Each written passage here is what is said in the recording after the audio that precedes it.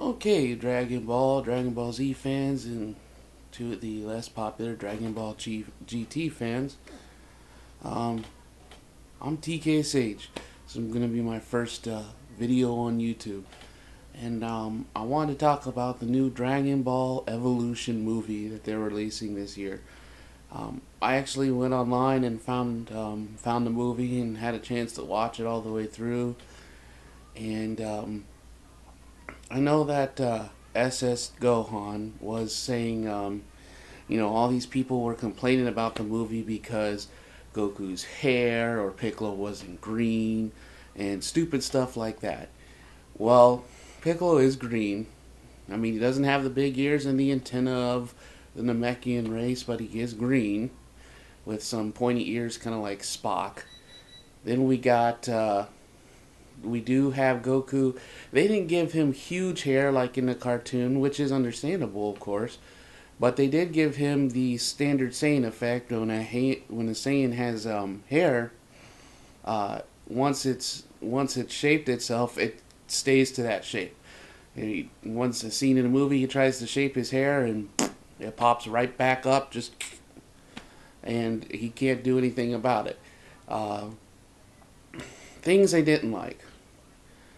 Well, SS Gohan was like, oh, they could throw this. They do different stories for different people, and Batman's not the same story. And in all honesty, I understand that the Batman series has had so many writers and comic books and everything, but the one thing that has stayed the same is the core story. And this movie just totally throws that out the window. They give you King Piccolo from the Dragon Ball series, but King Piccolo was a guy who, originally there was a character, Namekian, who wanted to be the Earth Guardian. Well, the current Earth Guardian told him he was too evil. So what happens is he went through a process of splitting and forcing the evil out of his body, which the evil became King Piccolo. And he became Kami, who became the Earth Guardian. And also, the Namekian race is the race that can create the Dragon Balls. Well, in this movie, the Dragon Balls are created by 7 mystics. So, if they're going to totally destroy the core story of a Guardian and how the Dragon Balls are created, then that's kind of pissy. Especially any good Dragon Ball Z fans are going to really just not like that. Um, the fighting in it really wasn't that great. Some things that weren't quite understandable. I mean, Master Roshi trains Gohan, yet Gohan in the movie, Grandpa Gohan, looks, 70 years old. Master Roshi looks 30, 40 years old. Where in the original Dragon Ball series, we find out that Master Roshi got to actually found the Fountain of Youth. Well, per se, he found the water that keeps you young and everything along those lines. And it didn't seem like they wanted to play that role, but they randomly threw that in there. The characters I thought were fairly well done for the new age.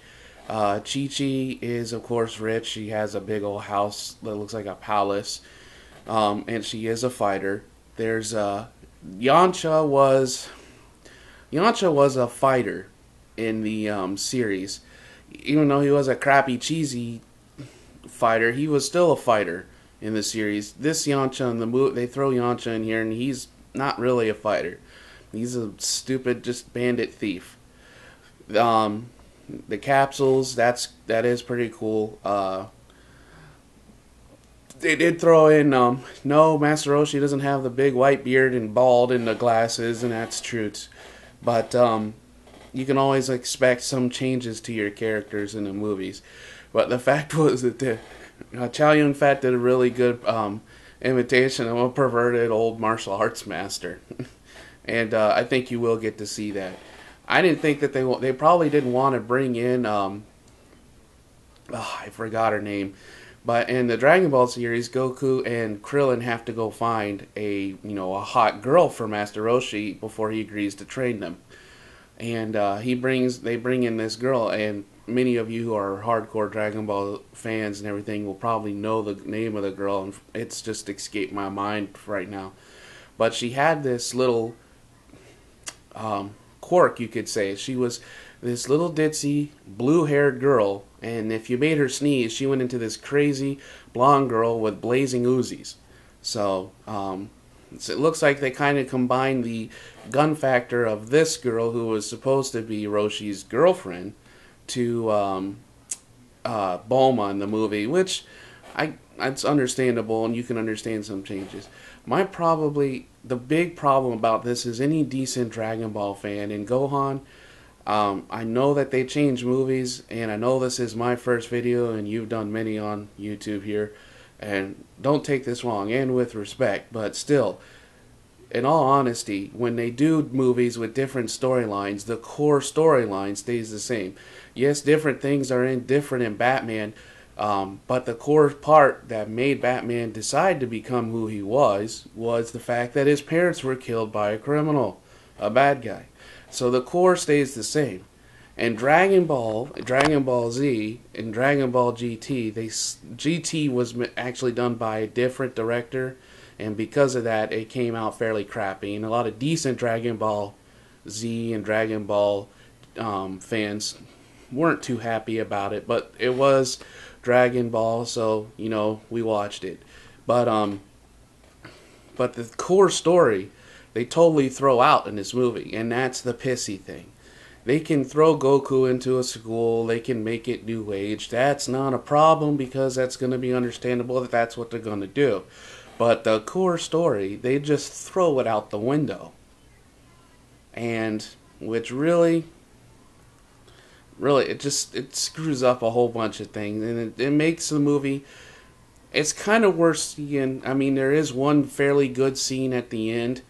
They mix Goku powering up to do a Kamehameha with like how Goku would do it in Dragon Ball Z, and they mixed it with that, and then how Goku normally fought when he learned how to do the Kamehameha in Dragon Ball.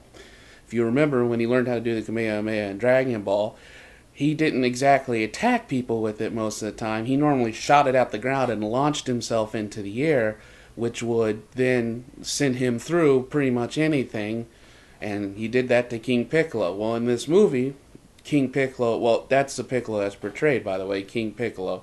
Well, in this movie, the Kamehameha scene, which is the most theatrical and one of the best looking scenes, if you ask me, in the movie, when he actually pulls out and throws a really powerful, at his current level, throws a powerful Kamehameha.